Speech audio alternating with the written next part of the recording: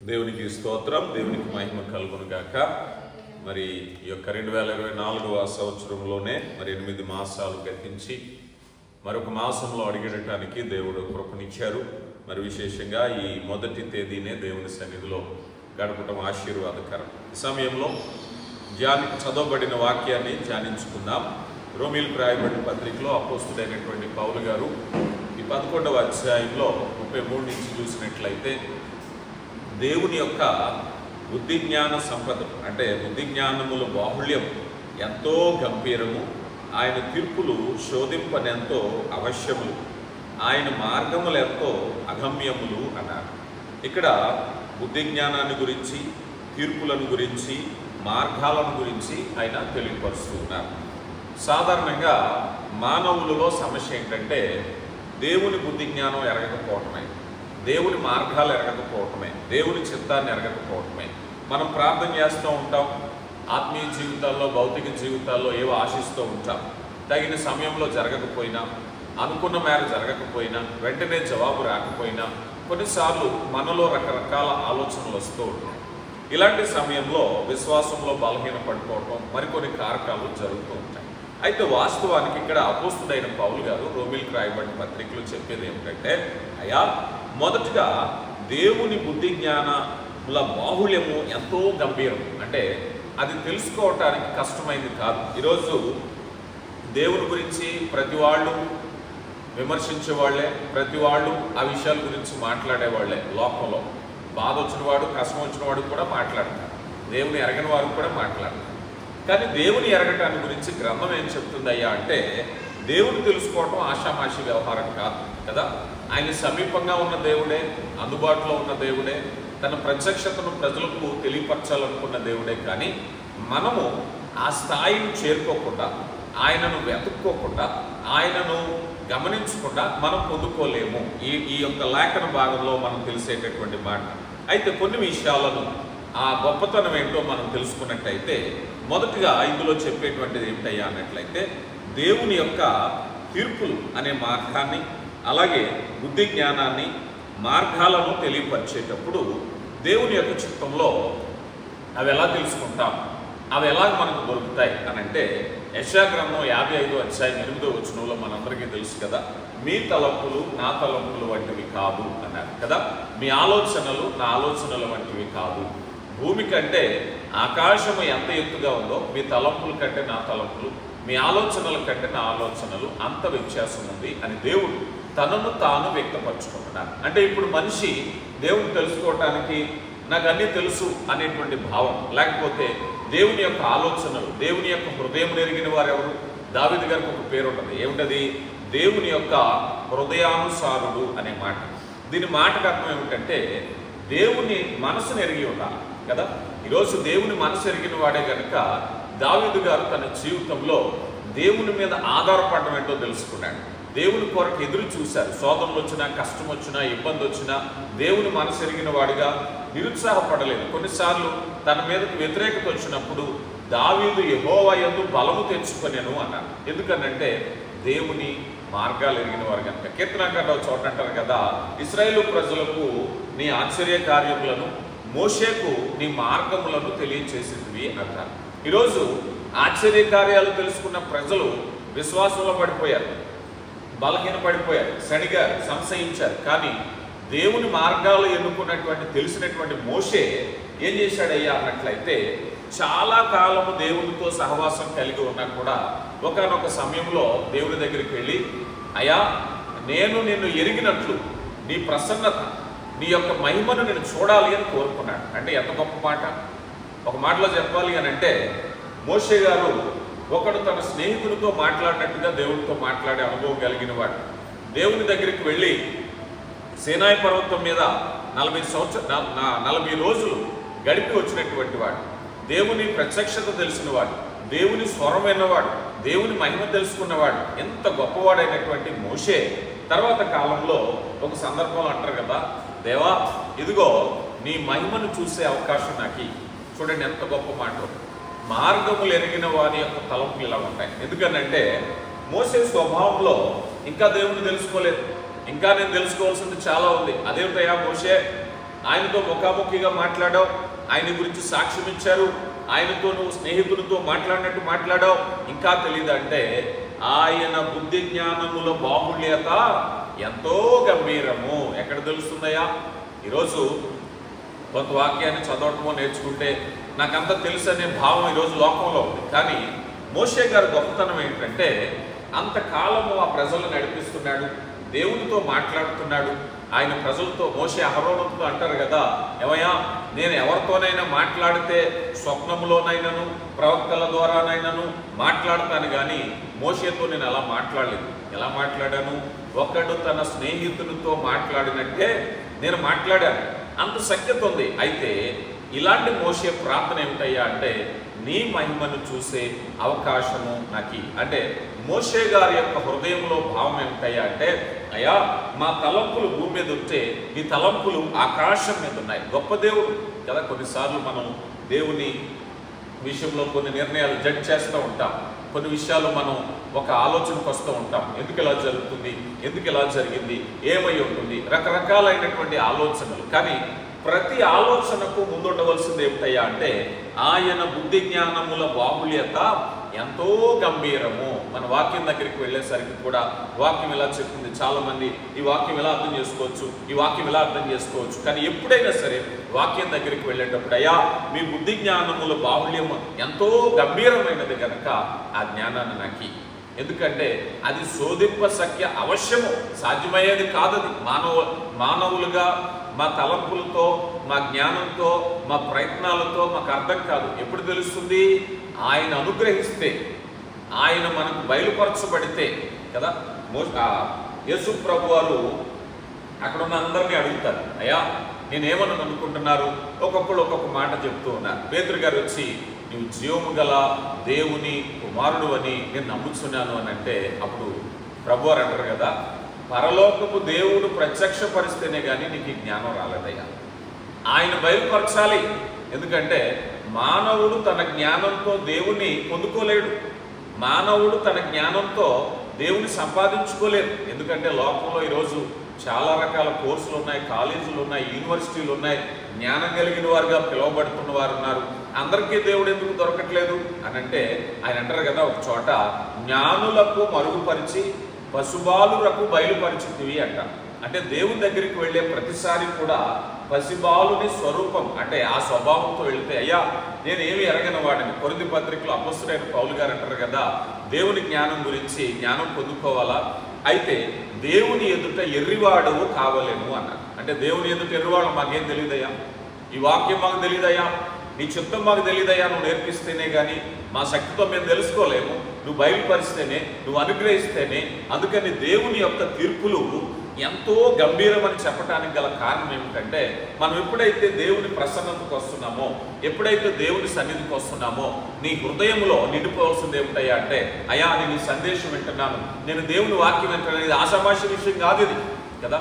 ఈరోజు దైవజనులు పాస్టర్లు వాక్యాలు చెప్పేటప్పుడు వాళ్ళు అలా చెప్తానే ఉంటారు, మనం ఎలా వింటానే ఉంటాం అనుకుంటాం. కానీ ఒక్కసారి ఈ తలంపు మన హృదయానికి వస్తే అయా ఈ సందేశం, అయా ఈ వాక్యం, అయా దేవుని యొక్క చిత్తము ఆషామాషిగా అర్థమయ్యేది కాదు. ఎందుకంటే ఆయన బుద్ధి జ్ఞాన బాహుళ్యత ఎంతో గంభీరమైనది కనుక నేను ఎంతో శ్రద్ధగా వినాలి, ఎంతో ఆసక్తిగా వినాలి, ప్రార్థనాపూర్వకంగా వినాలి. ప్రతిదీ నాకు తెలియడానికి అవకాశం లేదు. ఎందుకంటే నేను భూమి మీద ఉన్నాను, ఆయన ఆకాశం మీద ఉన్నాడు. నా తలంపుల కంటే ఆయన తలంపులు అంత గొప్పవి కనుక అర్థం చేసుకోవడానికి అంత సునాయాసమైనటువంటిది కాదు అని చెప్తూనే దేవుడు తెలియపరుస్తున్నారు. అందుకే ఇదే పౌలు గారు ఇదే పత్రికలో 8వ అధ్యాయం 28వ వచనంలో ఆయన సంకల్పము చెప్పున పిలువబడిన వారికి అన్నారు. ఎవరట?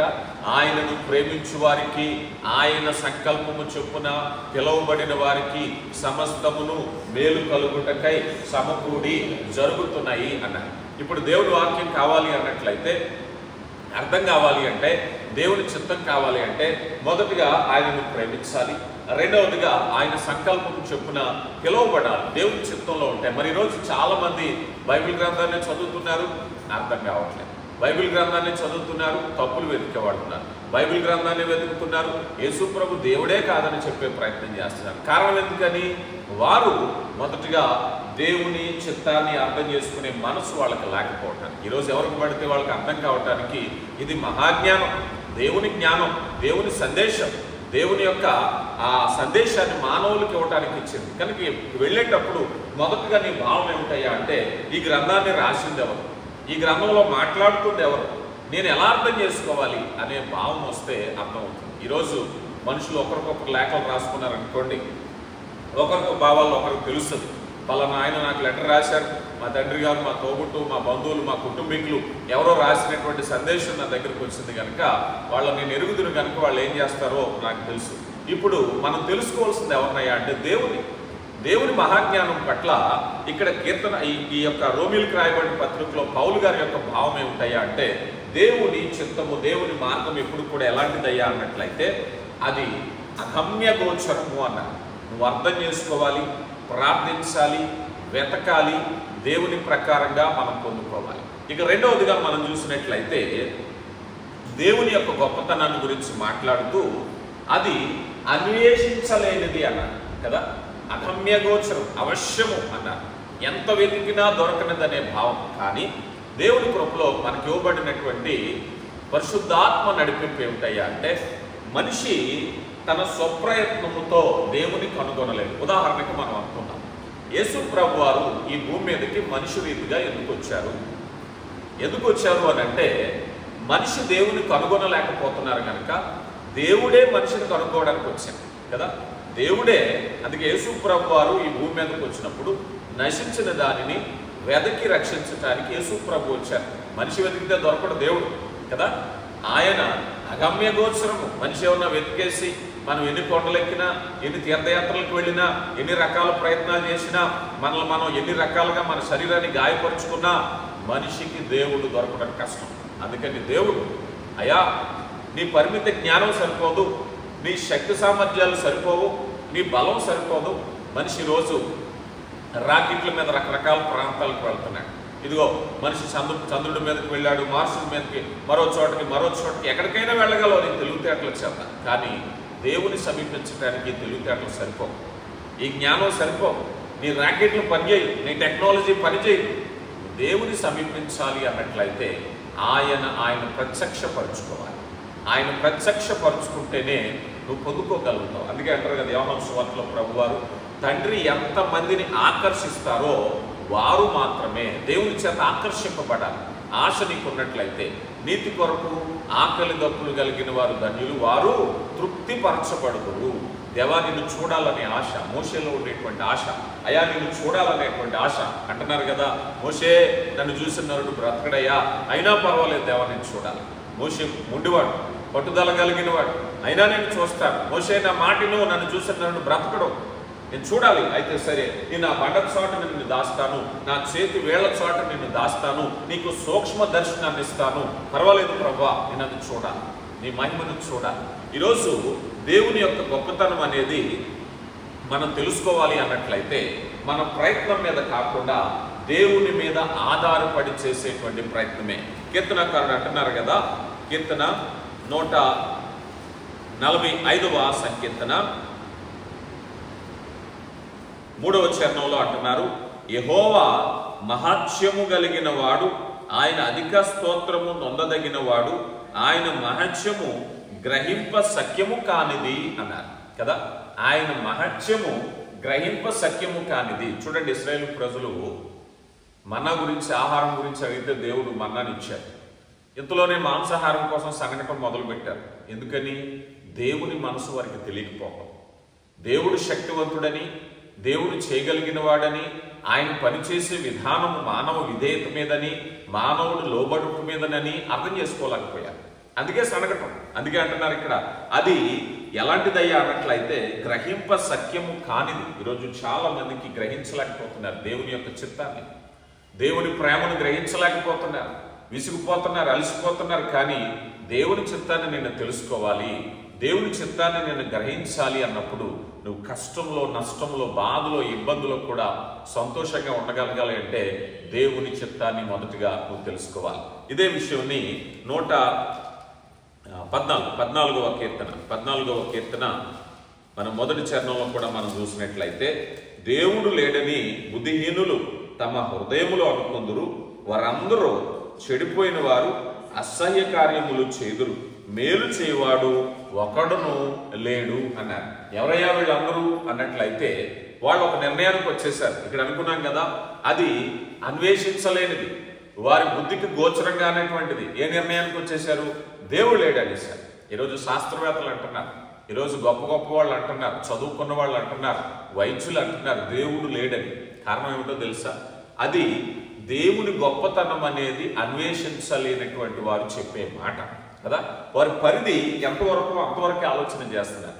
ఆ పరిధి దాటి వెళ్ళాలంటే దేవుని సహాయం అవసరం. నువ్వు కొంతవరకు ఆలోచన చేస్తున్నావు, నా నిర్ణయం ఇంతవరకే. ఈరోజు శాస్త్రవేత్తలు పరిశోధన చేసేటప్పుడు ఈ విశ్వాన్ని మనం ప్రారంభం నుంచి కూడా చూస్తే కొద్ది కొద్దిగా కొన్ని వేల రెట్లు అలా పెంచుకుంటూ ఈరోజు పరిశోధనలు చేస్తున్నారు. పూర్వపు శాస్త్రవేత్తలకు ఇప్పుడు తెలిసినది తెలియట్లేదు. ఇప్పుడు కొత్త గ్రహాలు కనుక్కుంటున్నారు, నీటి గ్రహం ఉందని కనుక్కుంటున్నారు. ఏవేవో కొత్త విషయాలు, పూర్వపు శాస్త్రవేత్తలు కనుగోలేని విషయాలు ఇప్పుడు కనుక్కుంటూ ఉన్నారు. అంటే వారి పరిధి పెరుగుతూ ఉంది కొంతవరకు. కానీ నీ పరిధి, అసలు పరిధి ఏమిటయ్యా అంటే అనంత జ్ఞాని అయినటువంటి దేవుని యొక్క చిత్తాన్ని కనుగొనవటమే మానవుని యొక్క లక్ష్యం అయితే అది దేవుని సహాయం.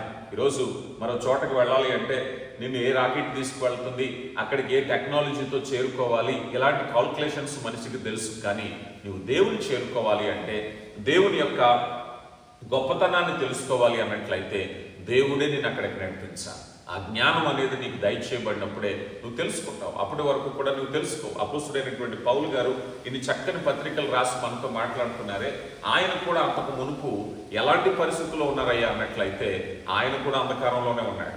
దమస్కు మార్గంలో గొప్ప వెలుగు చూసేంత వరకు ఆయన కూడా గ్రహింపు లేకుండా ఉన్నాడు. ఎప్పుడైతే ఆ గొప్ప వెలుగు చూశాడో ఆయన అంటాడు కదా, తన కనుల నుంచి పొరలు రాలిపోయినాయి. ఆ పొరలు రాలిపోయాక ఇప్పుడు అదృశ్య దేవుని గొప్పతనాన్ని చూడటం మొదలు పెట్టాడు కదా.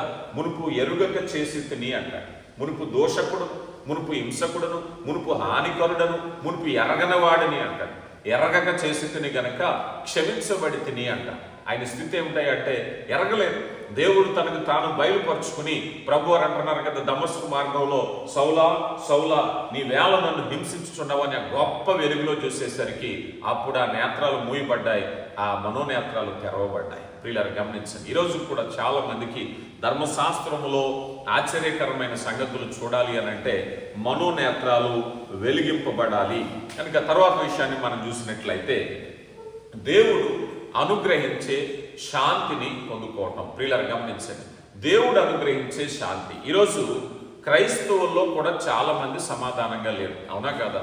వాక్యాన్ని చదువుతున్నాం, ప్రభుని ఎరిగి ఉన్నాం, దేవుని సన్నిధికి వెళ్తూ ఉన్నాం, కానీ ఏదో ఒక అసంతృప్తి, ఏదో ఒక అవరోధం, ఏదో ఒక బాధ, ఏదో ఒక ఇబ్బంది. కారణం ఏమిటంటే పూర్తి సంతోషాన్ని, శాంతిని అనుభవించకపోవటమే.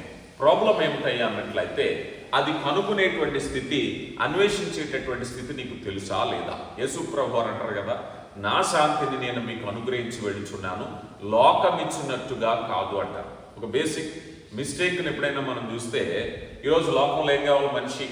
మనిషి అంటాడు కదా, ఏమండి నాకున్న సమస్యలన్నింటికి ఒకటే కారణం అండి నా అప్పులండి, నా అప్పులు తీరిపోతే నేను హ్యాపీగా ఉంటాను అంటాడు.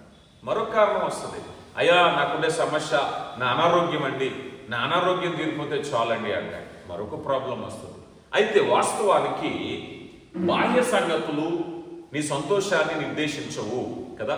బాహ్య సంగతులు ఎప్పుడు కూడా ఏం చేస్తాయంటే నీ హృదయాన్ని కలవరపరచడానికి చూస్తాయి, నిన్ను డిస్టర్బ్ చేయడానికి చూస్తాయి. సంతోషం అనేది హృదయానికి సంబంధించింది. హృదయములో నీ దేవుడు చేసే కార్యమే సంతోషం, అవునా కదా? ఈ స్థితికి చేరుకోవాలి అని అంటే మనిషి ప్రార్థించాలి, దేవుడు అనుగ్రహించే శాంతిని పొందుకోవాలి.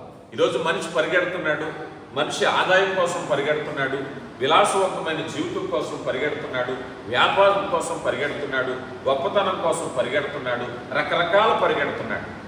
పరిగెట్టి మనిషి శాంతి సమాధానం అనేది ఏదైనా పొందుకుంటున్నాడా? ఇదే మనిషి. ఈరోజు ఆఖరికి మన క్రైస్తవులుగా మనం కూడా దేవుణ్ణి అడిగేటప్పుడు అవే అడుగుతాం. ఏమడుగుతాం? నాకు ఒక పెద్ద ఇల్లు కావాలని అడుగుతాం. కారణం ఏమిటంటే దానివల్ల నేను సంతోషంగా ఉంటాననేది మన అభిప్రాయం. కానీ దేవునికి తెలుసు నీ శాంతి ఎక్కడ ఉందో, దేవునికి తెలుసు నీ సమాధానము ఎలా ఉండాలి అనేటువంటిది. ఫిలిప్పీలకు రాయబడిన పత్రికలో 4వ అధ్యాయము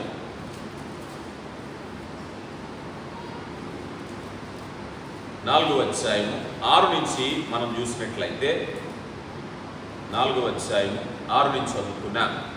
దేని గురించి చింతపడకుడు గాని ప్రతి విషయంలో ప్రార్థనా విజ్ఞాపనల చేత కృతజ్ఞతాపూర్వకంగా మీ విన్నపములు దేవునికి తెలియచేయండి. అప్పుడు సమస్త జ్ఞానమునకు మించిన సమాధానము యేసుక్రీస్తు వలన మీ హృదయములకు మీ తలంపులకు కావలియుండును అన్నారు. చూడండి, సమస్త జ్ఞానమునకు మించిన దేవుని సమాధానము యేసుక్రీస్తు వలన మీ హృదయాలకు మీ తలంపులకు కావలి ఉంచు. ఇప్పుడు సమాధానం ఎక్కడ ఉండాలి? శాంతి ఎక్కడ ఉండాలి? హృదయంలో ఉండాలి. ఉదాహరణకు అనుకుందాం, వ్యాపారం కోసం ప్రార్థన చేసేవాళ్ళు కొంతకాలం అయ్యాక వ్యాపారంలో అవకతవకల కోసం అనారోగ్యపడిన వాళ్ళు లేరా? సమాధానం లేకుండా ఉన్నవాళ్ళు లేరా? విస్తరించిన తర్వాత నిద్రలేని రాత్రులు, సంతోషంగా ఉన్న రాత్రులు అనుభవించిన వాళ్ళు లేరా? ఈరోజు చాలా మంది ఉంటూ ఉంటారు. ఉద్యోగస్తుడికి ఉద్యోగం లేని బాధ అయితే ఉద్యోగం చేసేవాడికి ఉద్యోగం బాధ, డబ్బు లేనివాడికి డబ్బు బాధ ఉంది, డబ్బు ఉన్నవాడికి డబ్బు బాధ ఉంది. ఇలాగా ఎవరి సమస్యలు వారికి ఉన్నాయి. అయితే సమస్యలకు సమాధానానికి ఇక్కడ యేసు ప్రభు చెప్పేది ఏమిటయ్యా అన్నట్లయితే, నువ్వు తుఫాన్లో కూడా నెమ్మదిగా ఉండాలనేది దేవుని చిత్తం, నువ్వు సమస్యల్లో కూడా ఆనందంగా ఉండాలనేది దేవుని చిత్తం. ఈ ఫిలిప్పీలకు రాయబడిన పత్రిక రాసినప్పుడు అపోస్తుడైనటువంటి పౌలు గారు రోము చెరసాల్లో ఉన్నారు. ఈ చెరసాల్లో ఒక చిన్న గదిలో ఉంటారు ఆయన. ఎంత దుర్గంధం ఉంటుందంటే అందులోనే ఆహారం, అందులోనే అన్ని కార్యక్రమాలు చేయాలి. అక్కడ చాలా దుర్గంధంగా ఉంటుంది, అక్కడ దోమలు ముసురుతాయి, ఇబ్బందికరమైన వాతావరణం. అలాంటి పరిస్థితుల్లో సమాధానం కోసం రాశాడు ఆయన కదా.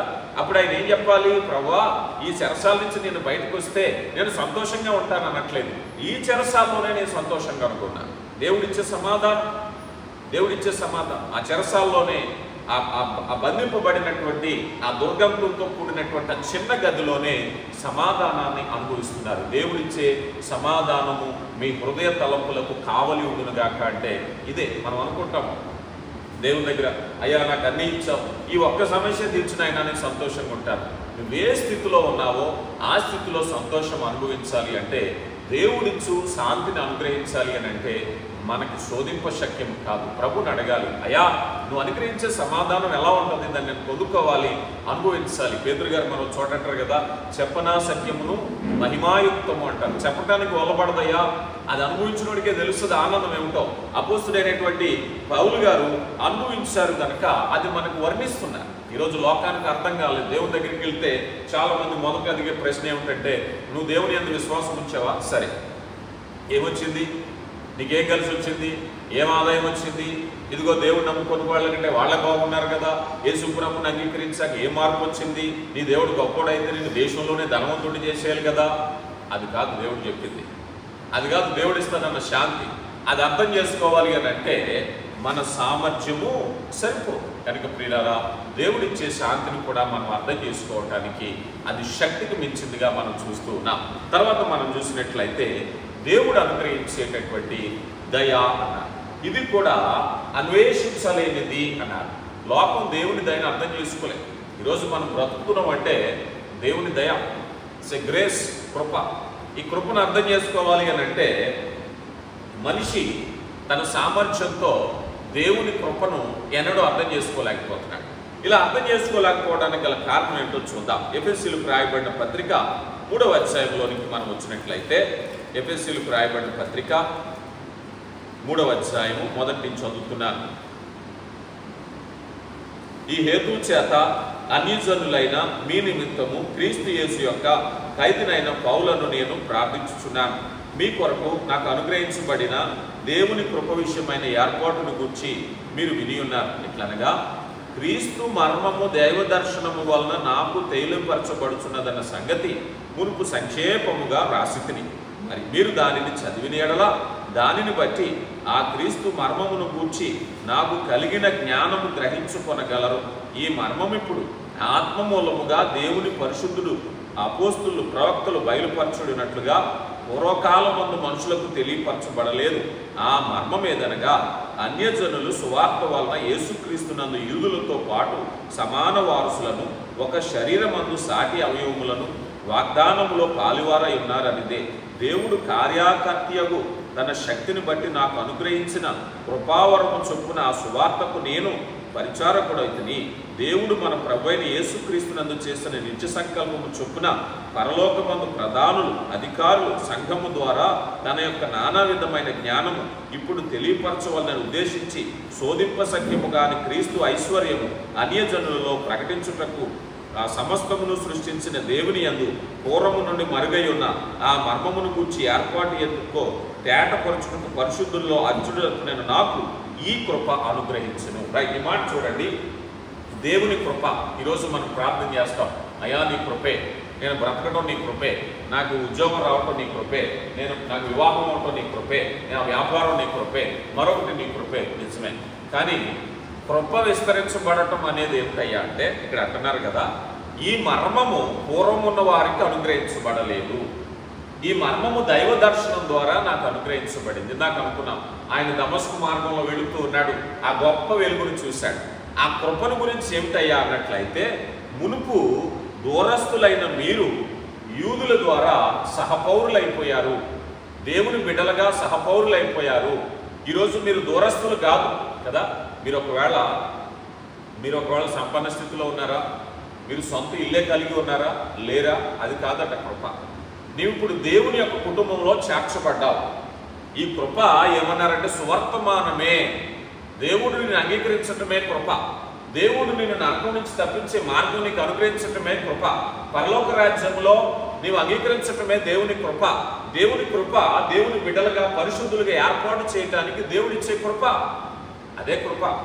ఈ కృప ఎలాంటిదయ్యా అన్నట్లయితే శోధింపశక్యము కాదు అన్నారు. ఎవరికి తెలుస్తుంది కృప? ఈరోజు యేసు ప్రభుని అంగీకరించమంటే సదరు మనిషి ఏమంటాడు చెప్పండి?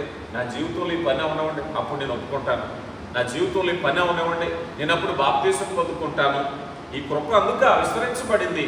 ఈ కృప దైవత్వములో పాలిభాగస్థుడు అవటానికి పిలువబడింది. ఈ కృప దేవుని బిడ్డగా నిన్ను అంగీకరించడానికి పిలువబడింది. ఈ కృప నీ పాపాన్ని క్షమించటానికి, ఈ కృప దేవుని నిత్యత్వంలో శాశ్వత కాలం ఉండడానికి, ఎన్నిక చేయబడడానికి దేవుని కృప. ఈ కృపను చాలా మంది అర్థం చేసుకోలేకపోతున్నారు. కనుక ప్రియులారా, ఆ కృప అర్థం చేసుకోవాలి అంటే దేవుని అడగాలి, అయ్యా నువ్వు ఇచ్చేటటువంటి కృప నేను అర్థం చేసుకోవాలి. అయ్యా నేను అనుకున్న కృప వేరు, నేను అనుకున్న కృప భూమి కంటే ఆకాశం ఎంత ఎత్తుగా ఉందో నీ కృప అంత గొప్పది కదా. కీర్తనాకారులు అంటారు కదా, నీ కృప జీవము కంటే ఉత్తమము. అది ఎవరికి తెలుస్తుంది? కీర్తనకారులకు తెలిసింది. ఆ మాట ఎంత చక్కని మాట్లాడారంటే, నీ కృప జీవము, బ్రతుకుండడం కంటే గొప్పదయ్యా. మరి ఆ కృప ఎలాగ అర్థమైంది? నువ్వు బయలుపరచాలి. మానవ జ్ఞానంతో నేను ఆలోచన చేసినప్పుడు, అయ్యా నీ కృప అంటే ఇది, నీ కృప అంటే అదే నేను అనుకుంటాను. కానీ కృప అనుగ్రహించే దేవుని హృదయాన్ని తిరాలి. అయ్యా నువ్వు ఇచ్చే కృపలో గొప్పతనం ఏమిటి, అది తెలుసుకునేటువంటి శక్తిని నాకు దయచేయి. చూడండి, కొరింథీయులకు రాయబడిన పత్రికలో 2వ పత్రిక 12వ అధ్యాయంలో అపోస్తలుడైనటువంటి పౌలు గారు ఎంత ఆనందిస్తున్నారంటే, కొరింథీయులకు రాయబడిన 2వ పత్రిక 12వ అధ్యాయం 9వ వచనంలో, అందుకు నా కృప నీకు చాలును, బలహీనత యందు నా శక్తి పరిపూర్ణమగుచున్నదని ఆయన నాతో చెప్పారు. బలహీనతతో ప్రార్థన చేస్తున్నారు. ప్రార్థన చేస్తుంటే దేవుని యొద్ద నుంచి ఒక స్వరం వచ్చింది, నా కృప నీకు చాలు. అయ్యా నా బలహీనత పోకపోయినా పర్వాలేదు, అనారోగ్యం విడిచిపోకపోయినా పర్వాలేదు, నీ కృప నాతో ఉంది చాలయ్యా, నీ కృప నాకు చాలు. ఈరోజు కృపను బట్టి బ్రతికేస్తున్నాను. అయ్యా మాకేమున్నా లేకపోయినా నీ కృప ఉందయ్యా. ఆ కృపను అర్థం చేసుకున్న రోజు ఆ భావంలోకి వస్తాం. అర్థం చేసుకోలేని రోజు ఇప్పటికీ కూడా మా జీవితంలో ఏది తక్కువైంది అది తక్కువైంది అనుకుంటాం, కానీ కృప వాల్యూ మనకు తెలియలేదు. అయ్యా నీ కృప గొప్పతనం నేను తెలుసుకున్నాను. కనుక ప్రియులారా, దేవుని కృపను బట్టి మనం బ్రతుకుతున్నాం. ఇక తర్వాతగా మనం చూసినట్లయితే, దేవుడు అనుగ్రహించేటువంటి ఆనందము చెప్పలేనిది కదా. దేవుడు అనుగ్రహించే ఆనందం అనేది మనం ఎవరి దగ్గరికైనా వెళ్ళి, అయ్యా యేసు ప్రభుని అంగీకరించండి అయ్యా సంతోషం ఆనందం ఉంటుందంటే, వాళ్ళ ఆనందం వేరుగా ఉంటుంది, వాళ్ళ అభిప్రాయాలు వేరుగా ఉంటాయి. మేబీ వాళ్ళు పెట్టే కండిషన్, రకరకాల కండిషన్ పెట్టవచ్చు. అయ్యా నేను కూడా యేసు ప్రభుని అంగీకరించాలంటే నేను అనుకున్న కార్యం, నువ్వు అనుకున్న కార్యం ఏంటయ్యా? యేసు ప్రభువే గొప్ప కార్యం. యేసు ప్రభువును పొందుకోవటమే ఆనందము. ఆ ఆనందాన్ని నేను వర్ణించలేను. నాకు అనుకున్నాం, చెప్పనా సఖ్యము మహిమాయుక్తం. అది నేను చెప్తే నీకు అర్థం కాదయ్యా. యెహోవా ఉత్తముడని రుచి చూసి తెలుసుకో. నువ్వు ఆ అనుభవాన్ని పొందుకున్నప్పుడే అది నీకు తెలుస్తుంది. అప్పటి వరకు నీకు తెలియదు. ఎంతమంది చెప్పినా అపోస్తుడైన పౌలు గారి సంఘాన్ని హింసించువాడిగా బయలుదేరాడు. ఎక్కడైతే యేసు ప్రభు నాన్న కనిపించిందో వాళ్ళని చంపేయడానికి బయలుదేరాడు.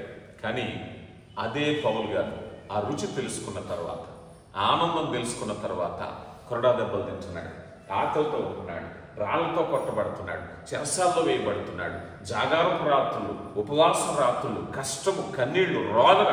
ఎంత కష్టం ఎందుకయ్యా? ఒకప్పుడు నువ్వే కదా సంఘాన్ని హింసించిన వాడు. ఆ సంఘం కోసం, ఆ ప్రభు కోసం ఇన్ని గాయాలు పడతావా?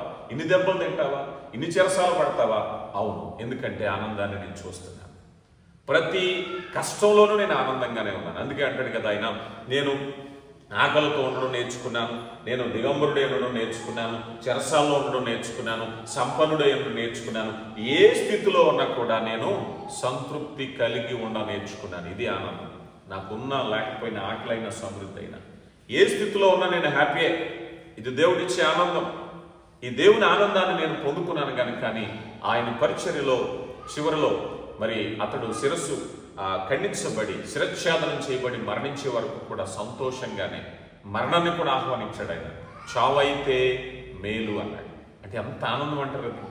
ఈ ఆనందం దేన్ని బట్టి వచ్చింది మనం అనుకుందాం. ఒక్కసారి కనుక పౌలు గారి యొక్క పత్రికలు, వారి అనుభవాలు మనం చూసినట్లయితే, పౌలు గారి యొక్క సాక్ష్యం, పౌలు గారి యొక్క అనుభవం ఎక్కడ కూడా పలానా వస్తువు, పలానా విషయం, పలానా కార్యం అనకుండా ఆయన ఎప్పుడు యొక్క సందేశం, ఆనందం క్రీస్తు ప్రభు చుట్టే తిరిగింది. ఆయన అంటారు కదా, మీ మధ్య సిలువ వేయబడిన క్రీస్తును తప్ప నేను మరి ఏనిని కూడా ఎర్రగా పొందును. నాకు తెలిసింది ఒకటే, సిలువ వేయబడిన క్రీస్తే. సిలువ వేయబడిన క్రీస్తులోనే నేను ఆనందిస్తున్నాను కదా. హృదయ తలంపులకు ఆనందము కలగొచ్చేది. పిల్లలు గమనించాలి. దేవుడిచ్చే ఆనందం అనేది నువ్వు అనుభవించాలి. అడగాలి, ప్రభువా ఆనందాన్ని నా జీవితంలో దయచేయి, నా హృదయంలో దయచేయ. నా జీవితంలో సమస్యలు, ఇరుకులు, ఇబ్బందులు, ఒక సమస్య పోతే మరొక సమస్య వస్తుంది, ఒక ఇబ్బంది పోతే మరొక ఇబ్బంది వస్తుంది. కానీ నా జీవితంలో సంతోషంగా ఉండాలి అని అంటే ఆ నీవిచ్చే సంతోషం నా హృదయంలో ఉన్నప్పుడు నేను తెలుసుకుంటాను.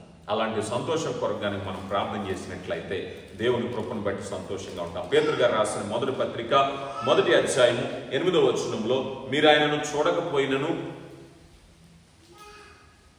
ప్రేమించున్నారు, ఇప్పుడు ఆయనను కనులారా చూడకే విశ్వసించున్నారు. మీ విశ్వాసం కలుగు ఫలమును అనగా ఆత్మల రక్షణ పొందుచు చెప్పనా సఖ్యము మహిమాయుక్తమైన సంతోషము గలవారై ఆనందించుచున్నారు. ఎంతమంది ఆనందిస్తున్నారు ఈరోజు?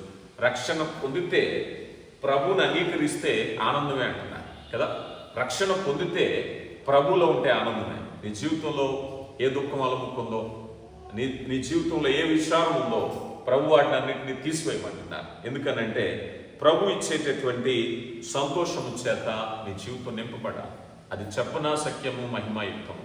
నేను నీకు చెప్తే అర్థం కాదు, మరొక నాకు చెప్తే అర్థం కాదు. నేను అనుభవించాను కదా. అనుభవించినప్పుడే ఆహార పదార్థాలు చూస్తూ ఉంటాం. కొన్ని ఆహార పదార్థాలు తయారు చేసి ఇది ఎంత బాగుంది, అంత బాగుంది, గంట సేపు వర్ణించే బదులు వాళ్ళకి ఒక స్పూన్ తీసి నోట్లో పెట్టాం అనుకోండి, దాని టేస్ట్ ఏంటో తెలుసుకో కదా. ఆ నోట్లో పెట్టకుండా ఆ డిష్ ముందు పెట్టి దాన్ని రోజంతా వర్ణించిన ఉపయోగం లేదు కదా. అది ఎలా ఉందో చూడాలి అని అంటే ఏ పచ్చడో లేకపోతే ఏదైనా పెట్టినప్పుడు ఏం చేస్తారు, కొద్దిగా తీసి ఇలా నాలుగు మీద పెట్టుకుంటే ఖచ్చితంగా దాని రుచి చెప్పేస్తారు. దేవుని కృప ఎలాంటిదయ్యా అంటే అది నీవు రుచి చూసినప్పుడే నువ్వు తెలుసుకోగలుగుతావు. ఎవరైనా చెప్పిన. అందుకే ఈరోజు లోకంలో సువార్త ద్వారా ఆ రుచిని తెలియపరిచే ప్రయత్నం చేస్తాం. కానీ చాలా మందికి అర్థం కావట్లేదు. ఎవరికి అర్థమవుతుంది? అది రుచి చూసిన వారు ఖచ్చితంగా ఆ ప్రేమను తెలుసుకుంటారు. కొరింథీయులకు రాయబడిన రెండవ పత్రిక 8వ అధ్యాయము 1 నుంచి 2 వచనాలు మనం చూసినట్లయితే, సహోదరులారా, మాసిదోనియా సంఘమునకు అనుగ్రహింపబడిన దేవుని కృపను గూర్చి మీకు తెలియచేయుచున్నాను. ఎలా అనగా బహుశ్రమ వలన పరీక్షింపబడిగా అత్యధికముగా సంతోషించిరి, నిరుపేదలైనను దాతృత్వము బహుగా విస్తరించును. చూడండి ఎంత చక్కని మాట అంటే, మాసిదోనియా సంఘం గురించి మాట్లాడుతూ, వారు బహుశ్రమల వలన పరీక్షింపబడగా, శ్రమలు వస్తే ఏం చేశారటంటే వాళ్ళు అత్యధికముగా సంతోషించారు. శ్రమలు వచ్చాయి, సంతోషించారంటే శ్రమలు వారి సంతోషాన్ని తీసివేయలేదు. రెండోసారి అంటున్నారు కదా, వారు ఎలాంటి నిరుపేదలైనను వారు దాతృత్వం, ఎంత పేదరికంగా ఉన్నా వారు సంతోషంగా ఉన్నారు. వారి పునాదులో దేవుడికి ఇవ్వటంలో ఉన్నారు. సంతృప్తి కలిగి జీవించడం, ఇది దేవుడిచ్చేటటువంటి సంతోషం. కనుక ఈ సంతోషం అనేది ఎలాంటిదయ్యా అన్నట్లయితే మన నెహెమ్యా గ్రంథం 8వ అధ్యాయం 10వ వచనంలో కూడా చూస్తాం. యెహోవా యందు ఆనందించుట వలన మీరు బలము నొందెదరు కదా.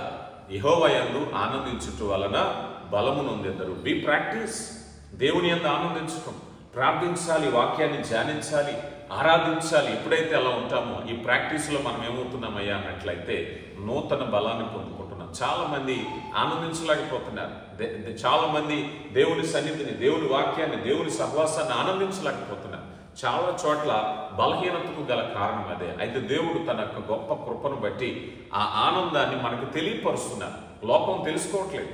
లోకం ఆనందం ఎక్కడుందయ్యా అంటే ఇదిగో లోకం మరొక తాగి తందనాలు ఆడండి, సంతోషాలు మరొకటి చెప్తున్నారు. కానీ దేవుని కృప ఎలాంటిదయ్యా అన్నట్లయితే దేవుని యొక్క ఉన్నతమైన కృప ఆ సంతోషాన్ని మనకు అనుకుంది. నువ్వే స్థితిలో ఉన్నా, ఏ ఇబ్బందులో ఉన్నా, ఏ ఇరుకులో ఉన్నా, ఏ శ్రమలో ఉన్నా నీ సంతోషము నీతో ఉండాలి అనేది దేవుని యొక్క ఉద్దేశం. అందుకే యేసు ప్రభువు వారు అంటారు కదా, నా శాంతిని నేను మీకు అనుగ్రహించున్నాను, లోకం ఇచ్చినట్టు కాదు. లోకం ఇచ్చినట్టు కాదు. నువ్వు దుఃఖంగా ఉన్నావా, నీ పేరెంట్స్, నీ బంధువులు, నీ భాగస్వామ్యం, ఇదిగో ఈ కొంత డబ్బు నీ దగ్గర తీసుకుంటే మనకు చాలా సంతోషంగా ఉంటుంది. నిజమే, సంతోషమే. కానీ ఎంతవరకు అది? ఆ డబ్బు నంతసేపే. ఆ డబ్బు అయిపోతే మళ్ళీ ఆ సంతోషం ఆవరైపోతుంది. ఆ సంతోషాన్ని ఎంతసేపు నిలబెట్టుకుంటాం?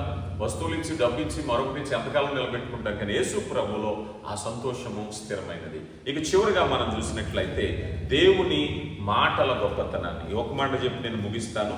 కొరింథీయులకు రాయబడిన 2వ పత్రిక 12వ అధ్యాయము 4వ వచనాన్ని మనం చూసినట్లయితే, అట్టి మనుషులు నేను ఎరుగుదును, అతడు పరదేశంలోనికి కొనుగోడి వచింప సఖ్యము కాని మాటలు వినెను. ఆ మాటలు మనుషులు పలుకకూడదు. అతడు శరీరముతో కొనుక్కోబడినో శరీరము లేక కొనుక్కోబడినో నేను ఎరగను, అది దేవునికే తెలియదు. అట్టి మాటలు ఎలాంటి మాటలు అంటే వచింప సఖ్యము కాని మాటలు. ఆది కాండము నుంచి ప్రకటన గ్రంథం వరకు ఉండేటువంటి మాటలు మనం అర్థం చేసుకోలేని మాటలు. ప్రియులను గమనించండి. ఎందుకు ఈ మాట అలా చెప్పబడుతుంది అన్నట్లే, నీవు దేవుని సహాయం లేకుండా, పరిశుద్ధాత్మ నడిపింపు లేకుండా నీకు నీవుగా వాటిని అర్థం చేసుకోవటం, వాటి లోతైన భావం నీకు అర్థం కాదు. ఈరోజు చాలా మంది బైబిల్లో ఇక్కడేదో పొరపాటు ఉంది, అక్కడేదో పొరపాటు ఉంది, ఇక్కడ ఇలా రాసిందని విమర్శలు చేస్తూ ఉంటారు. నీకు పరిశుద్ధాత్మ నడిపింపు ఉందా కదా? అందుకే యేసు ప్రభువు వారు అంటారు కదా, ఇదిగో నువ్వు దేవుని కుమారుడని చెప్పుకుంటున్నావు కదా అని అంటే, మీరు లేఖనములు పరిశోధించుడి, అవి నన్ను గురించి సాక్ష్యమిస్తున్నాయి అన్నారు. యేసు ప్రభువుని గురించి లేఖనాలు సాక్ష్యమిస్తున్నాయి. ఈరోజు పాత నిబంధన ప్రవక్తల మెస్సయ్యను గురించి ఘోషించడం జరిగింది. వాటన్నిటిని నెరవేర్పు కొత్త నిబంధన గ్రంథంలో చూస్తాం. ఇవన్నీ కూడా అర్థం చేసుకున్నప్పుడు, సమయాన్ని కేటాయించినప్పుడు, మనం ధ్యానించినప్పుడు ఆ గొప్పతనాన్ని తెలుసుకుంటాం. కనుక దేవుని యొక్క వాగ్దానాలు కొన్నిసార్లు మనకు అర్థం కావు కదా, దేవుని యొక్క మాటలు కొన్నిసార్లు అర్థం కావు. ఎదురు చూడాలి. ఎప్పుడో ఆదికాండం 3వ అధ్యాయంలో అక్కడ దేవుడు చెప్తున్న మాట, నీ సంతానమునకు స్త్రీ సంతానమునకు వైరము కలగ చేసేదను అన్నారు. అది 1000 సంవత్సరాల తర్వాత నెరవేరింది ఆ మాట కదా. దేవుని మాటలు ఎంత గొప్ప మాటలు అంటే, ఇదిగో నిన్నటి ఆయన ఒక దినము 1000 సంవత్సరముల వలె, 1000 సంవత్సరములు ఒక దినం వలె. నీ జీవితంలో దేవుని మాటలు నెరవేర్పు కొరకు ఎదురైనటువంటి సమయాన్ని కానీ, అనుకూలమైనటువంటి వాగ్దాన నెరవేర్పు కానీ తెలుసుకోవాలి అంటే కనిపెట్టాలి. మనమందరం వాగ్దాన సంబంధులమే. కొన్నిసార్లు వాగ్దానం ఆలస్యం కావచ్చు, వాగ్దానం అర్థం కాకపోవచ్చు. కానీ ఎదురు చూసినట్లయితే దేవుడు నీ జీవితంలో తన మాటను స్థిరపరచువాలి. కనుక ప్రియులారా, తన మాటను మనం పరిశీలన చేయాలి, తన వాక్కును పరిశీలన చేయాలి, ప్రార్థనాపూర్వకంగా కనిపెట్టుకోవాలి. ఆ రీతిగా దేవుని యొక్క మహాకృపను బట్టి మరి రోమీయులకు రాయబడినటువంటి పత్రికలో ఈ 11వ అధ్యాయంలో చెప్పబడిన మాట, ఆహా దేవుని బుద్ధి జ్ఞాన బాహుళ్యత ఎంత గంభీరము, ఆయన తీర్పులు శోధింపనెంతో అవశ్యములు, ఆయన మార్గములు ఎంతో అగమ్యములు అన్నారు అని చెప్తూనే అంటున్నారు కదా. ఇదిగో ప్రభు మనసు ఎరిగిన వాడెవడు, ఆయన ఆలోచన చెప్పిన వాడెవడు. కనుక ప్రియులారా, ప్రభు మనసు ఎరిగి ఉంటే ఆయన జ్ఞానం తెలుస్తుంది. ప్రభు మనసు ఎరిగి ఉంటే ఆయన తీర్పులు తెలుస్తాయి, ఆయన మార్గాలు తెలుస్తాయి. కనుక ప్రభు మనసు ఎరిగేటటువంటి ప్రయత్నం ప్రార్థనా పూర్వకంగా పొందుకుందాం. దేవుడు అట్టి మనసు మనకు దయచేయను గాక. ఆమేన్.